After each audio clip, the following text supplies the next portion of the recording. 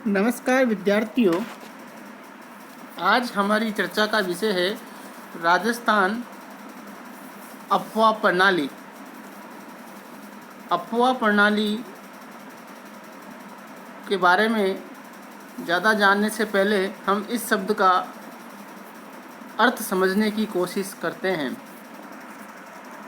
अफवाह का सामान्य तात्पर्य नदियों द्वारा धरातली जल का निकास एक दिशा में वहाँ की स्थलाकृति संरचना के अनुसार होता है। इस तरह नदी का विकास अफवाह प्रारूप व प्रणाली मुख्य व सहायक नदियों का जलग्रहण क्षेत्र तथा जल विभाजक द्वारा सीमांकित क्षेत्र होता है। राजस्थान में छोटी छोटी अनेक नदियां हैं जो स्थानीय धरातल संरचना के विकास में महत्वपूर्ण योगदान रखती है और ये नदियां स्थानीय धरातलीय संरचना व उच्चावच के आधार पर अपना अफवाह क्षेत्र बनाती है। राजस्थान की अफवाह प्रणाली को यहाँ की भूआकृतिक स्वरूप ने काफ़ी अधिक प्रभावित किया है, जिसमें अरावली पर्वतमाला एवं महान भारतीय जल विभाजक रेखा इस अफवाह तंत्र को निर्धारित करती है। ये जल विभाजक रेखा राजस्थान के जल को दो भागों में विभाजित करती है।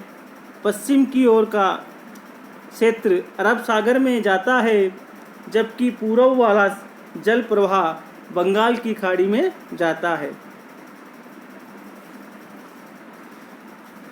राजस्थान भूआकृतिक दृष्टि से देखा जाए तो अरावली पर्वतमाला के अतिरिक्त पश्चिम में स्थित थार मरुस्थल भी यहाँ के अफवाह तंत्र को काफ़ी अधिक प्रभावित करता है।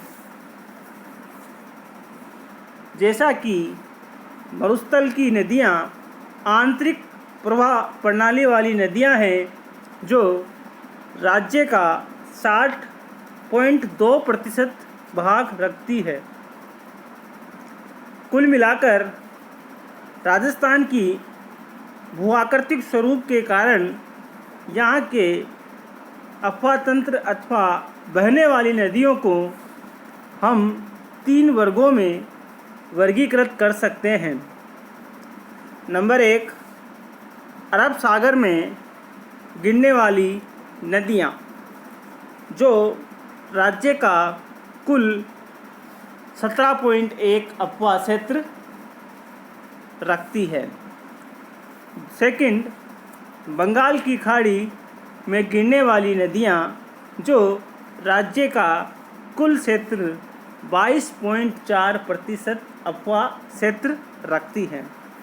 आंतरिक प्रवाह प्रणाली वाली नदियाँ राजस्थान के कुल क्षेत्र का 60.2% क्षेत्र रखती है। इस तरह राजस्थान की नदियों को 3 वर्गों में रखा गया है। जैसा कि आप मानचित्र में देख रहे हैं कि तीनों क्षेत्र को हमने नंबरिंग कर रखी है, 1 नंबर, 2 नंबर, 3 नंबर। जैसी जैसी ये नदियां हैं वो नदियां उस संबंधित सागर अथवा आंतरिक क्षेत्र में समाहित होती है। अब हम आज चर्चा करेंगे अरब सागर में गिरने वाली नदियों की। अरब सागर में गिरने वाली नदियों में मुख्य रूप से जैसा आपको दिखाई दे रहा है, लूनी, जोजरी, जवाई, माही, सोम, जाखम, पश्चिमी बनास, साबरमती और मोरैन नदी है।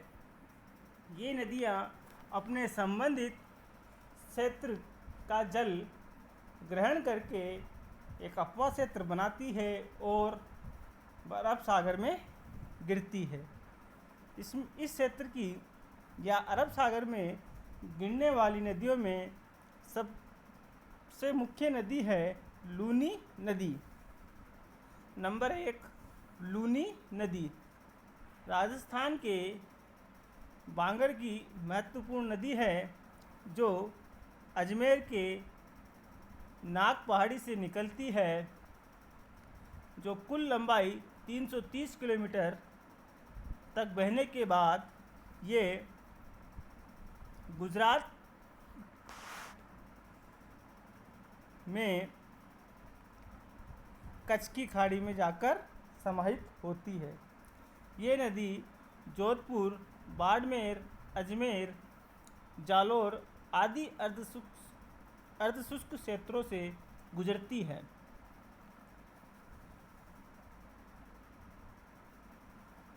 पुष्कर के बाद इस नदी में सरस्वती या सागरमती नदी मिलती है, जहाँ से ये नदी खारापन में बदल जाती है और इसको लवणवती के नाम से जाना जाता है। इसकी अन्य सहायक नदियों में लीलड़ी, गुहैया, बांडी, सूकड़ी, जवाई, जोजरी, सरस्वती, मीठड़ी आदि है। ये क्षेत्र राजस्थान के कुल अपवा क्षेत्र का 10.4% भाग रखती है।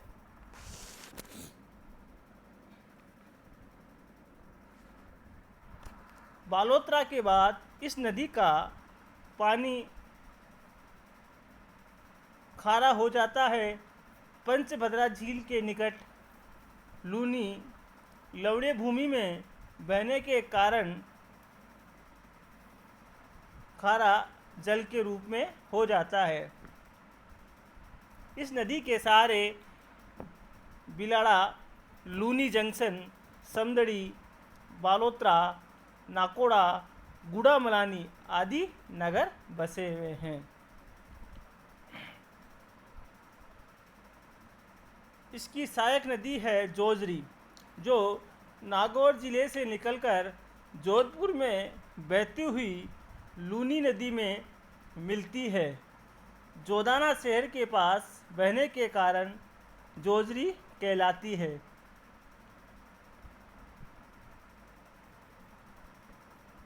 वहीं लीलड़ी नदी ब्यावर के पास पहाड़ियों से निकलकर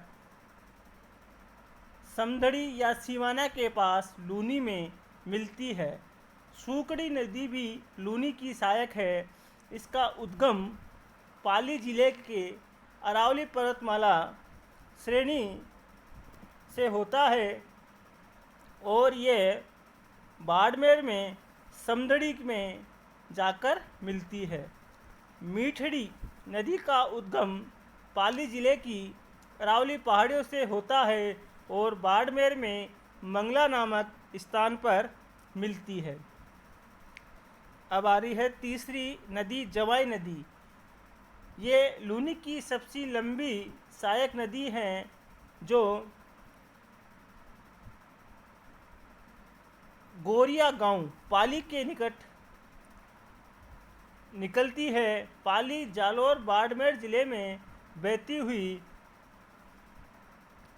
सिवाना के सहारे बाड़मेर में ये लूनी से मिलती है। जवाई नदी की सहायक नदी में बांडी, सूकड़ी, खारी है। सुमेरपुर के पास इस पर जवाई बांध बनाया गया है, जिसे मारवाड़ का अमृत सरोवर कहते हैं। नेक्स्ट नदी है माही नदी। ये मध्य प्रदेश राज्य के विंध्याचल पर्वत के झाबुआ जिले की में अमरोरू स्थान से निकलकर उत्तर की ओर बहने के बाद खाद्दू के निकट राजस्थान में या बांसवाड़ा जिले में प्रवेश करती है। ये अंग्रेजी अक्षर यू के विपरीत या उल्टा यू के रूप में बहती हुई गुजरात में प्रवेश करके खंभात की खाड़ी में गिरती है। यह डूंगरपुर, बांसवाड़ा जिले तथा प्रतापगढ़ जिले की सीमा का निर्धारण करती है। ये राजस्थान की सबसे लंबी नदी सीमा बनाती है। ये कुल लंबाई इसकी 576 किलोमीटर है, किंतु राजस्थान में 171 किलोमीटर तक ही बहती है।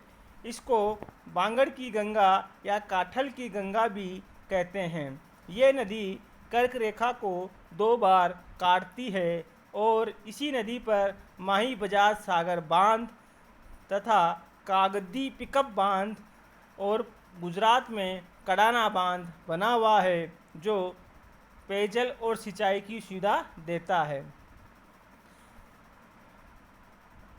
नेक्स्ट है सोम नदी। सोम नदी उदयपुर जिले के ऋषभदेव के पास पहाड़ों से निकलती है, जैसा बीछामेड़ा पहाड़ियाँ। यहाँ से बहने के पश्चात डूंगरपुर जिले की सीमा के सारे बहती हुई बेनेश्वर नामक स्थान पर माही से मिलती है। सोम नदी उदयपुर तथा डूंगरपुर की भी सीमा बनाती है। इसकी सहायक में मुख्य नदी है जाखम नदी। बेनेश्वर नामक स्थान पर माई सोम जाखम का संगम होता है, जहां प्रतिवर्ष आदिवासियों का मेला भरा जाता है। जाखम नदी, ये नदी प्रतापगढ़ में छोटी सादड़ी से निकलती है और ये प्रतापगढ़ उदयपुर जिले में होती हुई सोम नदी से मिल जाती है। इसकी सहायक नदियों में करमाई तथा सकली है। पश्चिमी बनास नदी, ये नदी अरावली के पश्चिमी ढालों से निकलकर सिरोही जिले में बहती हुई अंत में कच्छ की खाड़ी में गिरती है। यद्यपि ये लूनी की सहायक नदी है, फिर भी अरावली के पश्चिम से निकलने वाली व अर्धशुष्क क्षेत्रों में बहने वाली महत्वपूर्ण नदी है।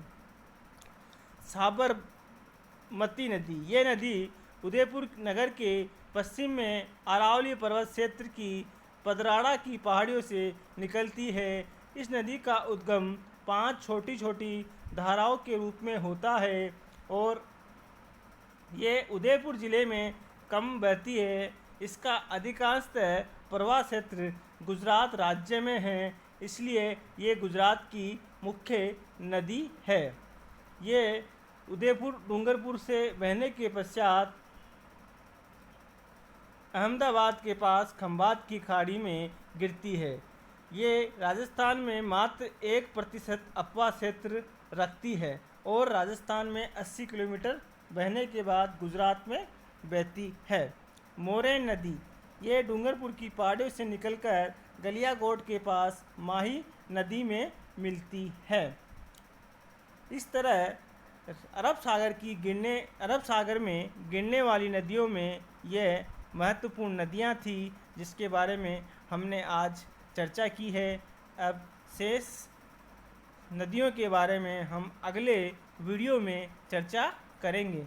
धन्यवाद।